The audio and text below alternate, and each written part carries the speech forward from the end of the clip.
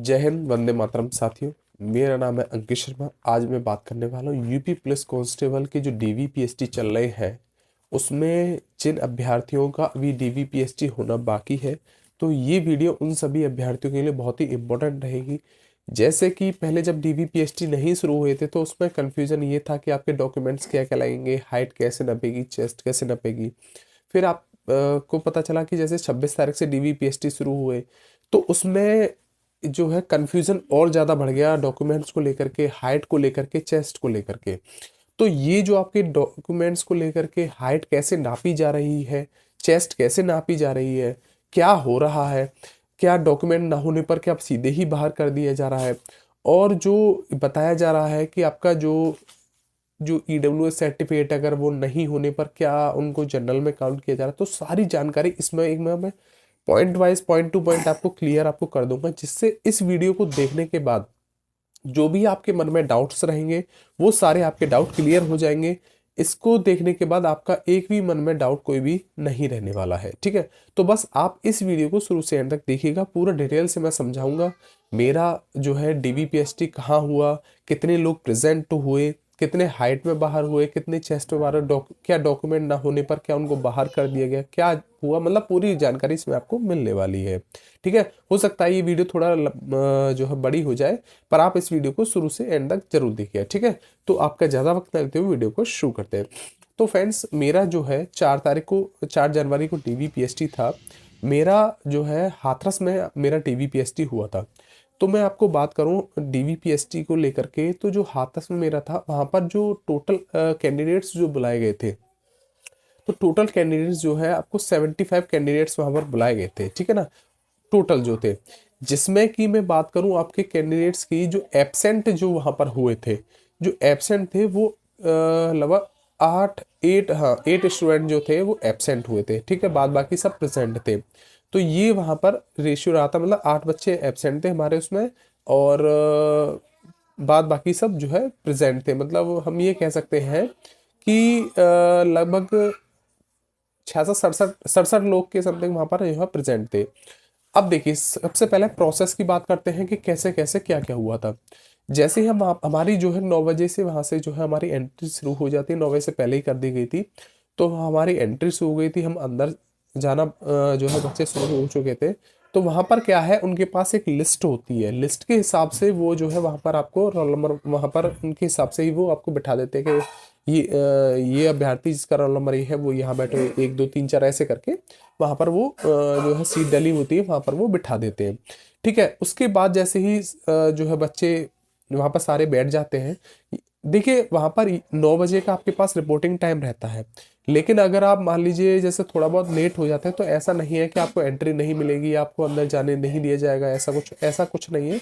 अगर आप लेट भी हो जाते हैं तो कोई परेशानी की बात नहीं है, ऐसा नहीं है अगर आप लेट हो गए तो आपको वहां से बाहर कर दिया जाएगा। पहली बात ये है, क्योंकि होता क्या है, काफी बच्चे ऐसे भी होते हैं जो टाइम से नहीं पहुंचता, क्योंकि ठंड का मौसम है, गाड़ियाँ कोहरा पड़ता है तो गाड़ियाँ सही से नहीं चल पाती हैं, जिससे कि लेट भी हो जाते हैं। तो अगर आप लेट भी हो रहे हैं तो कोई परेशानी ऐसी बात नहीं है, वहां पर आपकी एंट्री होगी और आपका जो है डीवीपीएसटी भी होगा। ठीक है, अब हम आगे बात करते हैं। तो सबसे पहले उन्होंने क्या किया, हमको जो है जो उनके पास लिस्ट थी उसके हिसाब से सीरियल वाइज हमको बिठा दिया। ना तो वो रोल नंबर वाइज थी, ना वो नाम के वाइज थी, वो किस तरीके से थी ये हमको नहीं पता है, पर लेकिन उन्होंने, उनके पास एक लिस्ट थी जिसमें जो है सीरियल नंबर वाइज बिठा रहे थे, वो सबको नाम बोल रहे थे और हमारा उसमें रोल नंबर बोल रहे थे कि हमारे जैसे नाम बोलते थे, तो फिर वो रोल नंबर बोलवाते कि अपने लास्ट के 3 अंक के अपना जो है रोल नंबर बोलो, तो वो मैच कर लेते वही है, तो वो हमको बिठा दिया जाता। मेरा जो सीरियल नंबर था वो शुरू में ही था, मेरा छठवां जो है नंबर था। ठीक है, तो फिर इस तरीके से हमको बिठा दिएगा। बिठाने के बाद हमको एक जो हमारा जो आपका एडमिट कार्ड होता है उसमें बोला गया था कि वहाँ पर आपको एक फ़ोटो जो है, फोटो वाला जो सेक्शन है वहाँ पर फ़ोटो चिपकाना होता है, और जो डिक्लेरेशन होता है उसमें से बोला गया था वो डिक्लेरेशन आपको भर लेना है। ठीक है ना, और उसमें जैसे जिस डेट को आपका जो आपका डीवीपीएसटी, वहाँ पर नीचे डेट डालनी है, और जहाँ आपका जो डीवीपीएसटी हो रहा है जिस जगह पर, वहां पर प्लेस भर देनी है, उधर साइड में आपको राइट हैंड साइड में सिग्नेचर करने होते हैं। ठीक है, और जितने भी आपके डॉक्यूमेंट्स हैं, जैसे आपका आधार कार्ड हो गया, 10th की मार्कशीट हो गई, 12th की मार्कशीट हो गई, ठीक है, डोमिसाइल सर्टिफिकेट हो गया, और आपका अगर आप ईडब्ल्यूएस से हैं तो ईडब्ल्यूएस सर्टिफिकेट, या फिर आप ओबीसी हैं तो आपका ओबीसी का सर्टिफिकेट, SC से हैं तो SC का सर्टिफिकेट, ST से हैं तो ST, मतलब जिस भी आप कैटेगरी से जो भी आपके पास फोटो स्टेट है, आप उनको सेल्फ अटेस्ट करके लिख के जाना है। मेरा आपसे यही है कि आप सेल्फ अटेस्ट वहीं पर जाकर करके, सेल्फ अटेस्ट में क्या है, वहां पर आपको सेल्फ अटेस्ट लिखना है और उसके नीचे जो है अपने साइन करने होते हैं, इस तरीके से वो करना होता है, बाद बाकी और उसमें कुछ भी नहीं करना है। सेल्फ अटेस्ट लिखना है और उसमें जो है आपको जो है वहां पर अपना नाम लिख देना, बस ये आपकी सारी चीजें करनी है। तो ये डॉक्यूमेंट्स में मैं आपको आपको बता दूं, देखिए अभी जो मेरा हुआ था वहां पर जो कैंडिडेट्स मिले थे वो आपको जो है जनरल वाले ही ज़्यादातर थे और उसमें कुछ कैंडिडेट्स जो थे वो EWS वाले भी थे। तो इसमें क्या क्या डॉक्यूमेंट्स मांगे थे, इसमें आपका जो है एक तो एडमिट कार्ड हो गया, एप्लीकेशन फॉर्म हो गया, और उसमें आपका जो है आधार कार्ड हो गया। आधार कार्ड के बाद फिर आपकी 10th की मार्कशीट, फिर आपकी 12th की मार्कशीट मांगी गई थी, और जो EWS कैंडिडेट्स हैं तो वो EWS सर्टिफिकेट हुआ था, और उसमें जो है एक डोमिसाइल सर्टिफिकेट। देखिए डोमिसाइल सर्टिफिकेट आपको सभी को लेकर के जाना है, चाहे आप किसी भी कैटेगरी से बिलोंग करते हो। उसमें ये नहीं है कि आप चाहे SC ST OBC जो मतलब आरक्षण की जो मांग कर रहे हैं उन्हीं को ही डोमिसाइल सर्टिफिकेट देना है, ऐसा नहीं है। डोमिसाइल सर्टिफिकेट आपको सभी को ही लेके जाना है, चाहे आप जनरल कैटेगरी से हो चाहे आप किसी भी कैटेगरी से हो। उनका कहना था कि जो आप किसी भी कैटेगरी से, जो अगर आप यूपी के हैं, अगर आप निवासी हैं, तो आपको डोमिसाइल सर्टिफिकेट आपको लगाना है, आपको वहां पर देना है, ठीक है। तो ये चीज आपको समझ में आ गई होगी आपको डॉक्यूमेंट से रिगार्डिंग, ठीक है। तो अभी यही यही डॉक्यूमेंट्स वहां पे चाहिए और इसके अलावा कोई डॉक्यूमेंट नहीं है। अगर आप OBC से हैं तो अपना OBC का कास्ट सर्टिफिकेट लेके जाइएगा, अगर आप SC से हैं तो SC का, और ST के हैं तो ST का कास्ट सर्टिफिकेट आपको लेकर के जाना है। यही चीज मांगी गई है और उसमें कुछ भी ऐसा कोई एक्स्ट्रा चीजें नहीं मांगी गई है, ठीक है। अब देखिए फिर होता क्या है, फिर आपको नंबर वाइज नंबर वहां पर अंदर भेजा जाता है। उसमें जो है वहां पर जो है जो आपके जो DVPST कराते हैं वहां पर बैठे होते अधिकारी लोग बैठे होते हैं, वहां पर आपके जाएंगे तो वहां पर आपके पहले आपके जो फोटो कॉपी है वो मांगे जाते हैं। वहां पर आपसे आपका आधार कार्ड लिया जाता है, वो आपका चेक करते हैं, आपका जो नाम है और आपके फादर्स का नेम है, जो DOB है वो आपका उससे मैच हो रहा है नहीं हो रहा है, ठीक है। फिर उसके बाद होता क्या है, फिर आपसे वहां पर एक फोटो, अंदर उनके पास एक फॉर्म फाइल होती है, उसमें फॉर्म होता है जिसमें कि आपका एक फोटो मांगा जाता है वहां पर चिपकाने के लिए कि आपका इस फोटो मांगेंगे। मैं फोटो की बात करूं तो कम से कम आप अपने अपने साथ में 10 फोटो आप लेके जाइएगा, क्योंकि कम से कम वहां पर आप लगभग 3 फोटो वहां से आपको मांगे जाते हैं। एक आपका जो एडमिट कार्ड होता है वहां पर चिपकाया जाता है, लगभग मतलब 4 से 5 फोटो आपको आवश्यकता पड़ती ही पड़ती है, ठीक है। तो ये हो गया। उसके बाद होता क्या है, फिर आपका जैसे ही वहां पर वो आपका चेक कर लेंगे, फिर उसके बाद आपका बायोमेट्रिक होता है। बायोमेट्रिक में होता क्या है, आपका पहले थंब लिया जाता है, फिर आपका जो है कोई फिंगर ली जाती है। तो इस तरीके से आपका बायोमेट्रिक होता है, मतलब ये आपका चेक करते हैं कि आप वही पर्सन है कि जिन्होंने जो आपने एग्जाम दिया था, कि आप कहीं ऐसा नहीं कोई दूसरा बंदा हो, ठीक है। उसके बाद जैसे आपका यहाँ पर बायोमेट्रिक हो जाता है, बायोमेट्रिक कराने के बाद फिर आपको अगली डेस्क पर भेजा जाता है। अगली डेस्क पर वहां पर होता क्या है, वो आपको बताते जाएंगे कि आप वहां पर जाइए। फिर वहां पर आपकी फाइल्स पर जो है आपको वहां पर साइन कराए जाएंगे। साइन कराने के बाद फिर आपको वहां पर होगा क्या, फिर आपको वहां पर मोहर लगा दी जाएगी। मोहर लगाने के बाद फिर आपको अंदर भेज दिया जाएगा। फिर वहीं पर आपका जो है वहां पर एक चेकलिस्ट होती है जिसमें कि आपका वहां पर देखा जाता है कि क्या क्या आपके अंदर डॉक्यूमेंट्स लगाए हैं। जो जो डॉक्यूमेंट्स आपने लगाए होते हैं उसमें आपको यस करना होता है, जो जो आपने नहीं है, आपके आपके जो डॉक्यूमेंट्स उसमें नहीं है उसमें नो करना होता है, ठीक है। तो जैसे हमारे जनरल का था तो मेरा उसमें आधार कार्ड था और एप्लीकेशन फॉर्म था, और उसमें क्या नाम है आपका 10th की 12th की मार्कशीट थी, डोमिसाइल सर्टिफिकेट था, ये था। बाद बाकी सब में नो करना था। उसके बाद फिर वहाँ पर और भी जितने भी सब अधिकारी लोग होते हैं उनके पास एक फाइल दोबारा वहाँ पर जाती है, वो वहाँ पर साइन करते हैं, फिट कर देते हैं कि आप डॉक्यूमेंट्स आपके फिट है, मतलब सही है। फिर उसके बाद आपका वहाँ पर होता है हाइट और चेस्ट मेजरमेंट।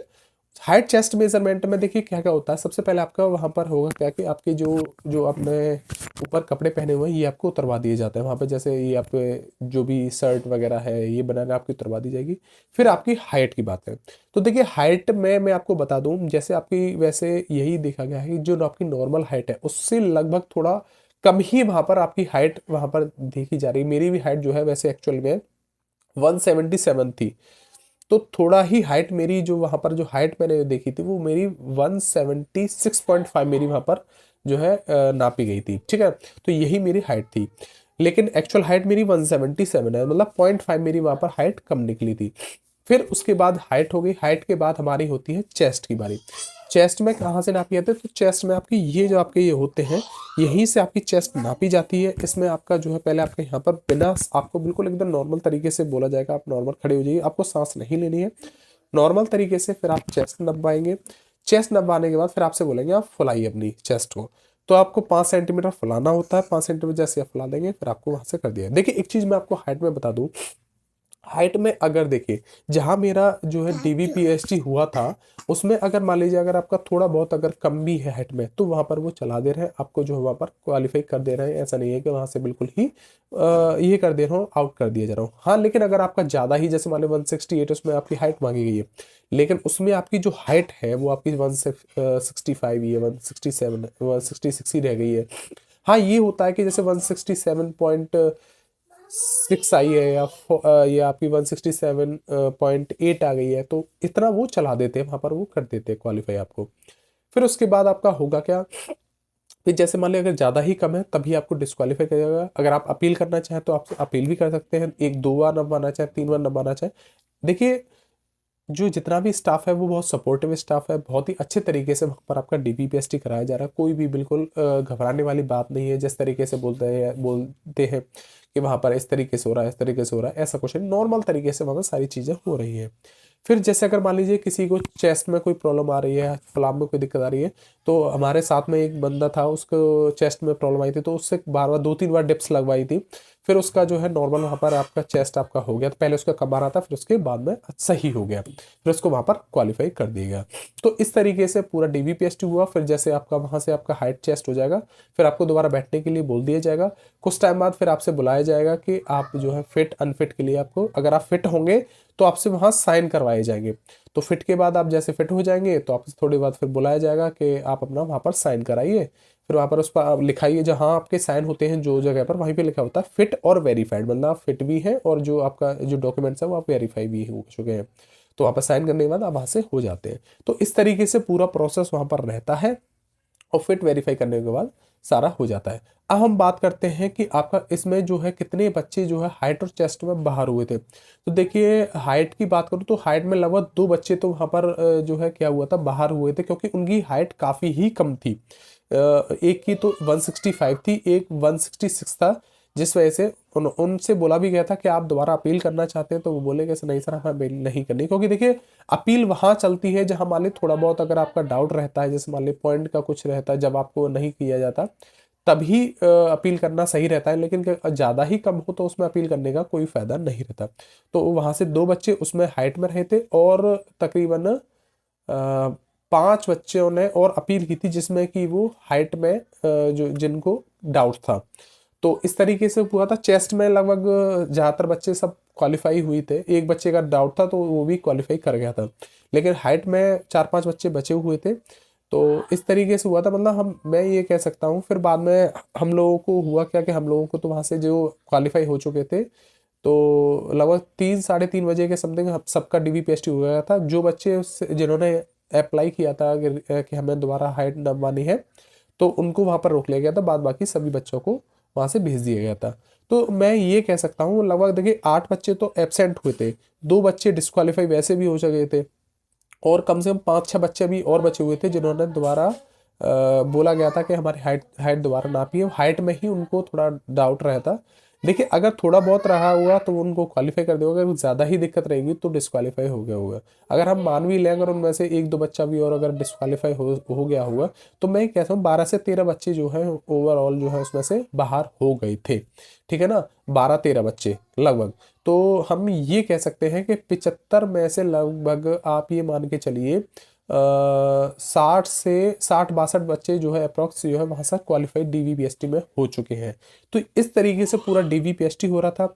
अगर आपके डॉक्यूमेंट्स में जैसे मान लीजिए थोड़ी बहुत वहाँ पर हमारा डॉक्यूमेंट्स में भी बोला गया था कि जैसे मान लीजिए आपके नेम में या कोई भी अगर आपकी थोड़ी बहुत मिस्टेक भी है, तो उसमें आपको कुछ नहीं करना है। वहाँ पर एनेक्सर 4 करके एक फॉर्म था, उसको भरवाया जा रहा था और वहाँ पर उनसे बोला जा रहा था कि आपका एनेक्सर 4 दे दिया जाएगा, आप उसको भर दीजिए, अगर जो भी दिक्कत होगी वो वहाँ पर आपका सॉल्व करिए। ऐसा नहीं था कि कोई थोड़ी बहुत छोटी मोटी कमी होने की वजह से आपको बाहर कर दिया जाए। बहुत ही सपोर्टिव, हमारा जहाँ पर मेरा डॉक्यूमेंट वेरिफिकेशन हुआ था बहुत ही सपोर्टिव था, अच्छी तरीके से डॉक्यूमेंट वेरिफिकेशन कराया जा रहा था बहुत ही। और ये भी बोला जाए, जैसे मान लीजिए आपके पास कोई डॉक्यूमेंट नहीं है उस टाइम अवेलेबल, अगर आप उस टाइम तक अगर आप करा सकते हैं तो और अच्छी बात है, नहीं तो आपको नेक्स्ट डेट भी दी जा रही थी। ऐसा नहीं है कि आपको बाहर ही कर दिया जा रहा था, तो 3-4 दिन बाद की वहाँ उनको डेट भी दी जा रही थी। उनसे बोला भैया अगर आप अभी मंगा सकते हैं तो आप अभी मंगा लीजिए, या फिर अगर आप अभी नहीं मंगा पाते हैं तो 3-4 दिन बाद की आपको डेट मिल जाएगी, फिर आप उसको उस डॉक्यूमेंट को उस डेट को आप जमा कर दीजिएगा। तो मेरा कहने का मतलब है कि डीबीपीएसटी बहुत ही नॉर्मल तरीके से चल रहा है, कोई भी ऐसी परेशानी नहीं है कि आपको वहां पर देखने को मिले डॉक्यूमेंट से रिगार्डिंग या कुछ भी रिगार्डिंग हो, ऐसा नहीं, बहुत अच्छे तरीके से। देखिए जब ज़्यादा ही दिक्कत है तभी बच्चों को बाहर किया जा रहा है, नहीं जहाँ पर ये है कि अगर बच्चों को जहाँ पर मतलब थोड़ी बहुत कमी है तो वहां पर उनको उन चीज़ों को चला दिया जा रहा है, क्योंकि उस जगह से वो भी आ रहे हैं, वो भी समझते हैं इन चीज़ों के कि बच्चा इतनी मेहनत करके यहाँ पर पहुंचा है, अगर यहाँ से अगर वो बाहर होता है तो बहुत दिक्कत होती है, ठीक है ना। तो इस तरीके से पूरा डीबीपीएसटी चल रहा है, तो आपको परेशान नहीं होना, अच्छे तरीके से आपका डीबीपीएसटी करा रहा है, बहुत ही सपोर्टिव है। जहाँ पे भी जितने भी डीबीपीएसटी अभी तक चल रहे हैं सभी का यही वहाँ से सुनने को मिल रहा है कि डीबीपीएसटी बहुत अच्छी तरीके से मिल रहा है, सपोर्टिव जो है, जितने भी स्टाफ है सपोर्टिव है, अच्छे तरीके से चल रहा है, ठीक है। तो बस आपका जिनका भी डीबीपीएसटी है अच्छे तरीके से आप डीबीपीएसटी देने जाइए, कोई भी परेशान होने की बात नहीं है, अच्छे तरीके से जाइए अपना डीबीपीएसटी कराइए। कोई भी अगर आपको दिक्कत है तो आपके डाउट है मुझे कमेंट बॉक्स में कमेंट कीजिए। वैसे तो जितनी भी आपके डाउट्स होंगे वो इस वीडियो को देखने के बाद आपके सारे डाउट्स क्लियर हो गए होंगे, ठीक है। तो फ्रेंड्स आई होप जो भी मैंने आपको सारी चीज़ें बताई आपको सही तरीके से समझ में आ गई होंगी, और फिर भी कोई डाउट है तो आप मुझे कमेंट बॉक्स में कमेंट कर दीजिएगा, या फिर हमारा टेलीग्राम चैनल है उसको जाकर के ज्वाइन कर लीजिए, जिससे कि आपको कोई भी अपडेट होती है तो वहाँ से आपको मिल जाएगी। बात करें हम रनिंग की कि रनिंग कब तक हो सकती है, तो देखिए रनिंग के लिए मैं बता दूं, वहाँ हमने जो पुलिस भाई थे हम उनसे हमने पूछा भी था कि सर जो आप रनिंग है कब तक हो सकती है, तो वो ये बोल रहे थे कि आपकी जो रनिंग है वो जनवरी के लास्ट तक, आपको 3rd वीक तक हो सकता है स्टार्ट हो जाए। तो चांस यही है कि आपका जो रनिंग है वो थर्ड वीक ऑफ जनवरी तक आपकी शुरू हो जाएगी, और जनवरी के लास्ट तक तो यही है कि आपकी स्टार्ट हो जाएगी। तो मैं आप सभी से यही कहूँगा कि अपनी जो है रनिंग पर कंटिन्यूस लगे रहिएगा। अगर आप जो है, मैं इतना बता दे रहा हूँ, अगर आप डेली आप रनिंग करने जाते हैं तो आप रनिंग इसमें जो है कंप्लीट कर पाएंगे, ठीक है। तो फ्रेंड्स वीडियो बहुत ज़्यादा लंबी हो गई है, तो बस यही था कि आपका जो है डीबीपीएसटी बहुत नॉर्मल तरीके से हो रहा है, कोई ऐसी घबराने वाली बात नहीं है, ठीक है। तो मिलते हैं नेक्स्ट वीडियो में। अगर आपको वीडियो पसंद आई तो चैनल को सब्सक्राइब और वीडियो को लाइक कर दीजिएगा, ठीक है। तो okay, good bye, thank you.